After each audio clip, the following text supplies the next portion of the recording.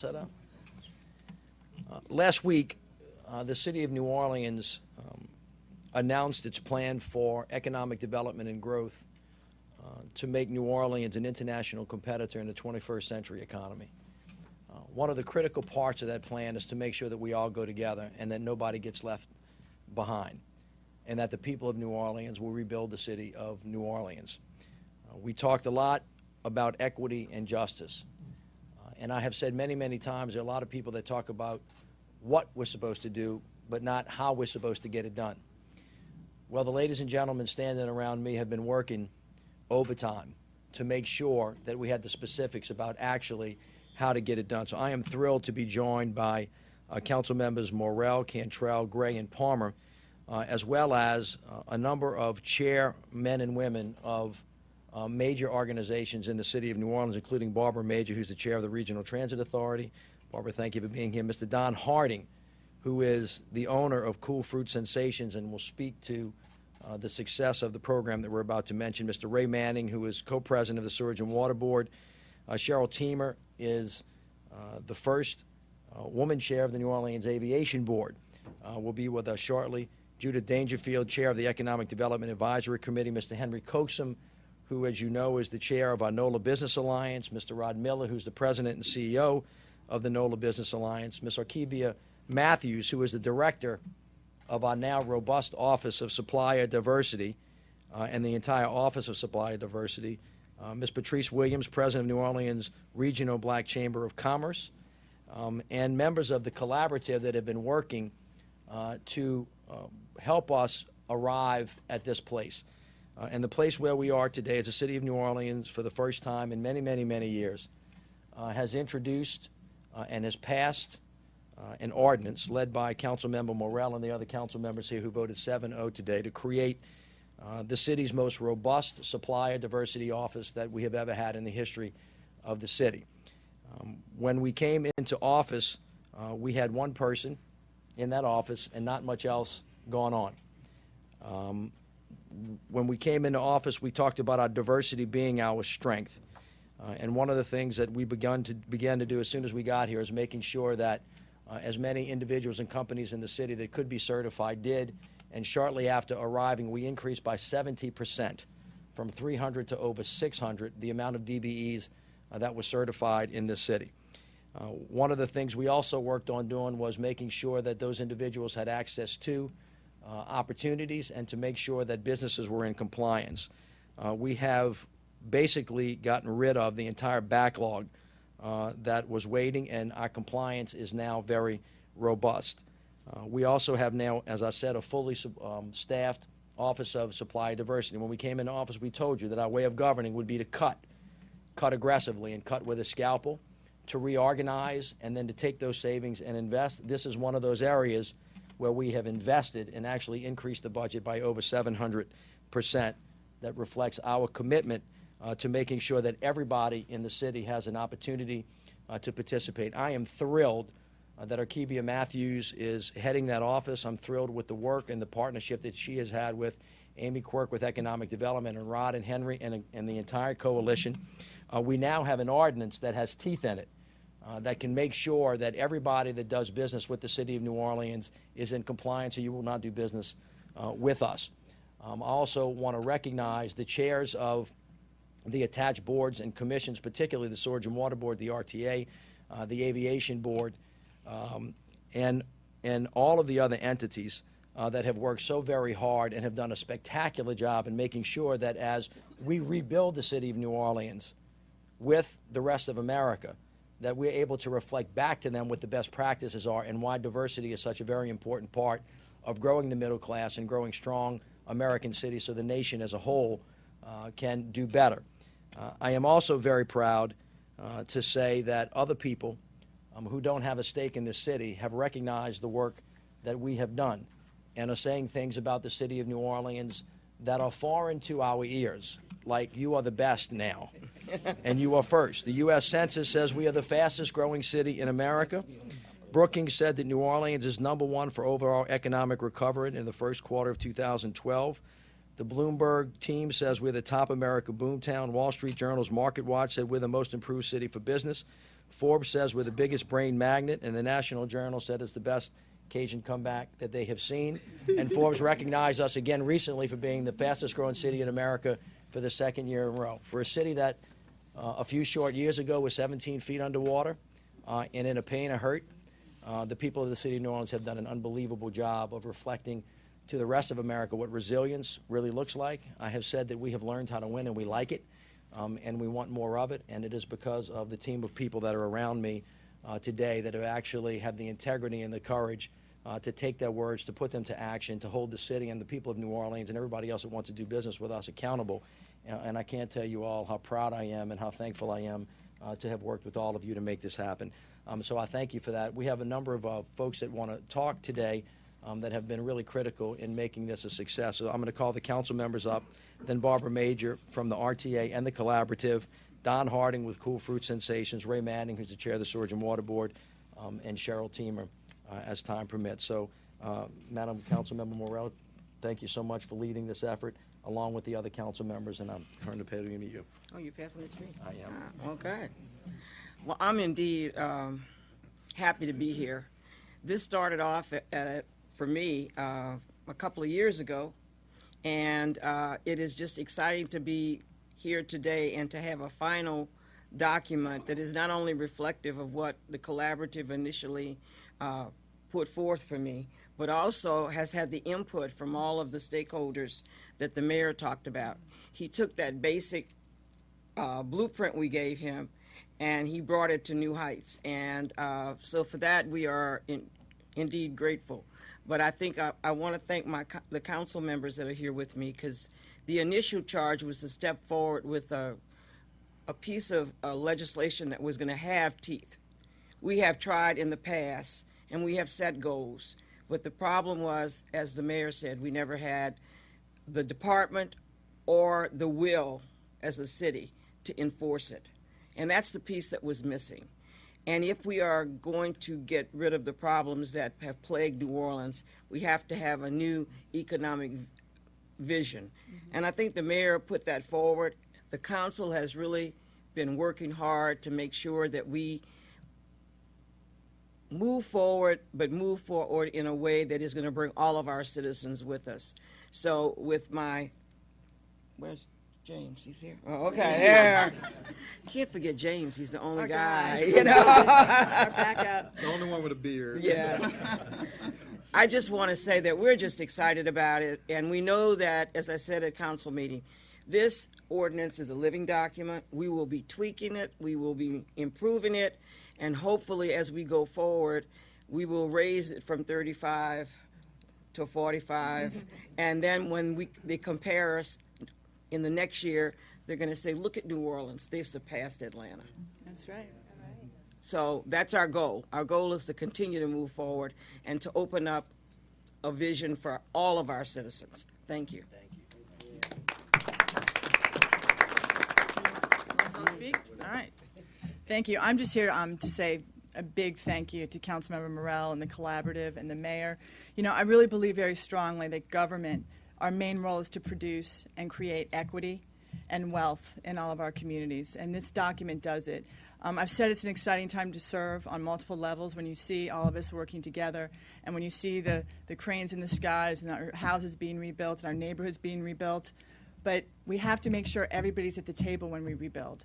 And I think that's what's so exciting about this ordinance. And I just also want to say I'm really excited about the piece with Nora in this ordinance and really making sure that when we talk about rebuilding our neighborhoods, that everybody has access to the houses to rebuild and to come home. And so that's another very important part of this ordinance. So thank you very much.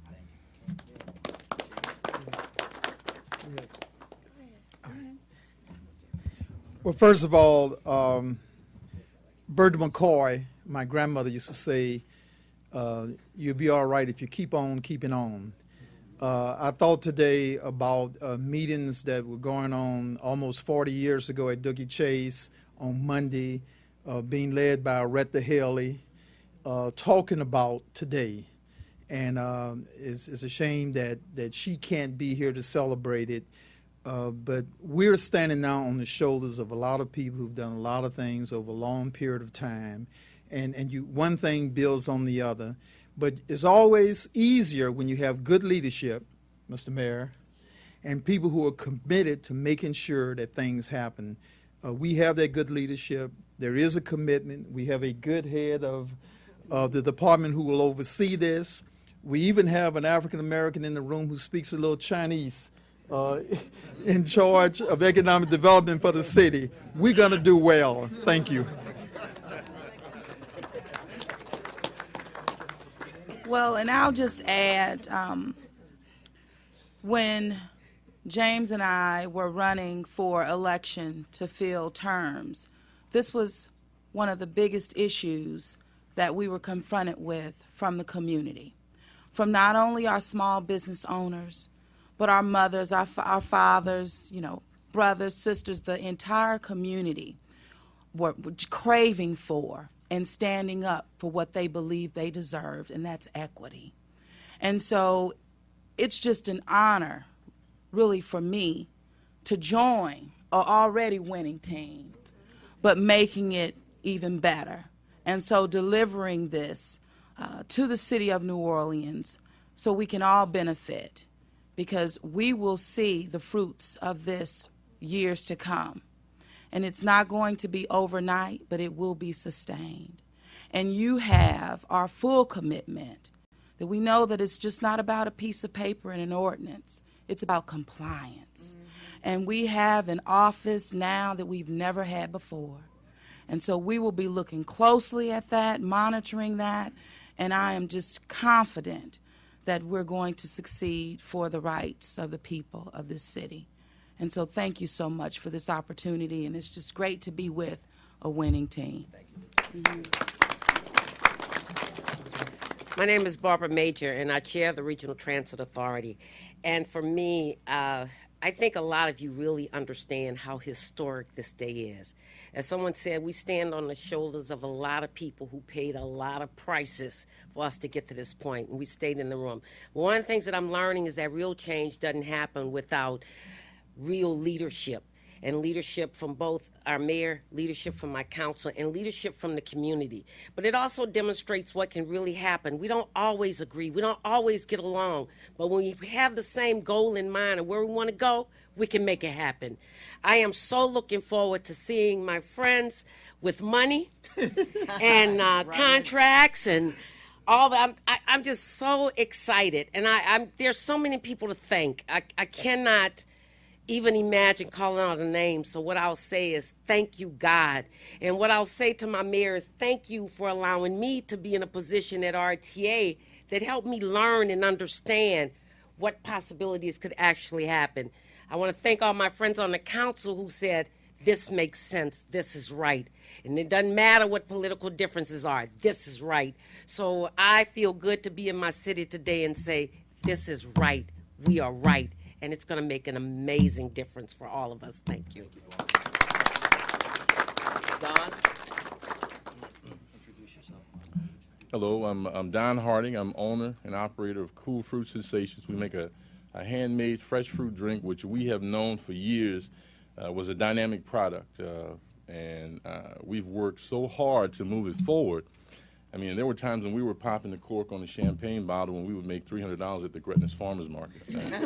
Because we just couldn't figure out how to tap in, how to get involved. So, I mean, I'm a living, breathing example of what this program is for. I mean, since we sat down with Vaughn, and Vaughn pointed us to DBE, and we got certified, and they pointed us to the Greater New Orleans Sports Foundation, we have, every goal we set has been achieved, except Jazz Fest. It's the only one left. We're in Essence. We've got kiosks. We partnered with Center Plate in the Convention Center. We've got kiosks going. So, I mean, I can tell you the nuts and bolts of it, but I can't make you understand what it feels like to grind and nothing happen, and then you're in the game, and you realize I'm in the game, and you still have to do your part. They turn the lights on, they open the doors, they let you in, but you got to do your part, which we've never had an issue with. I mean, we don't miss anything. We get emails, and let me tell you this, and excuse me if I'm all over the map, but I'm really excited about this. But we are working with some individuals, September and Blake, those folks sometimes get more excited about what's going on for us than we do. I mean, I've had 3 people ask me so far, did you get your email for the NBA All-Star game? I said, yeah, we got it. We're working on it. Okay, good. Don't miss. I mean, the support and the excitement that you generate when you do what you've always wanted to do for your whole life, it's just, this is great. This is, and I would say to any entrepreneur out there, any serious entrepreneur, throw your hat in the ring. This is your time. Speak now, forever hold your peace. If you don't do it now, you're not going to do it. Do it. This is the time. If you're really serious and you're committed and you're passionate, do it. Get in the game. Thank you.